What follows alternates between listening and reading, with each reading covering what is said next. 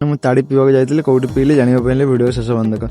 I ସାଙ୍ଗମାନେ ଜୟ ଜଗନ୍ନାଥ। ଆଜି ଆମେ ଯାଇଥିଲୁ ସୁଆଁକୁ, ଆମେ କାମ ଥିବାରେ ଗୋଟେ ଯାଇଥିଲୁ ସାଙ୍ଗ ମୁଁ ଯାଇକିରି ସେଠି ପହଞ୍ଚିଲା ପରେ ସେଠି ଯାଇକିରି ତା କାମ ସାରିକିରି ଗୋଟେ ପଳେଇଗଲୁ ତାଡ଼ି ପିଇବା ପାଇଁ। ଛୁଆ ମାର୍କେଟରେ ତ ମିଳୁଥିଲା, ଗୋଟେ ଗାଁ ଛୁଆ ମାର୍କେଟରେ ବନ୍ଦ ହେଇଯାଇଛି, ଏବେ ଗାଁ ଭିତରେ ଯାଇ ମିଳୁଛି।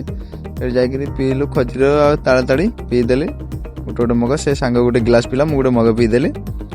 ପିଇଦେଲା ପରେ ତାପରେ ତ ଲୁଣ ପକେଇ ପିଇ ସାରିଲା ପରେ ତ ମଜା ଆସିଗଲା ଆଉ।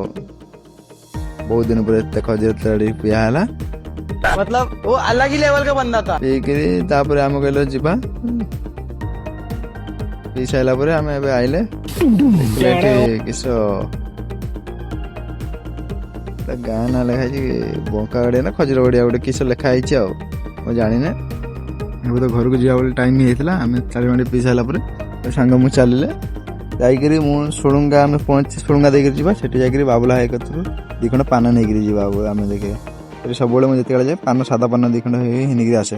କିନ୍ତୁ ବାବୁଲା ଭାଇର କିନ୍ତୁ ପାନ ହିଁ ଫେମସ୍। ସାଧା ହଉ କଡ଼ା ହଉ, କିନ୍ତୁ ବାବୁଲା ଭାଇର ପାନ ହିଁ ଫେମସ୍।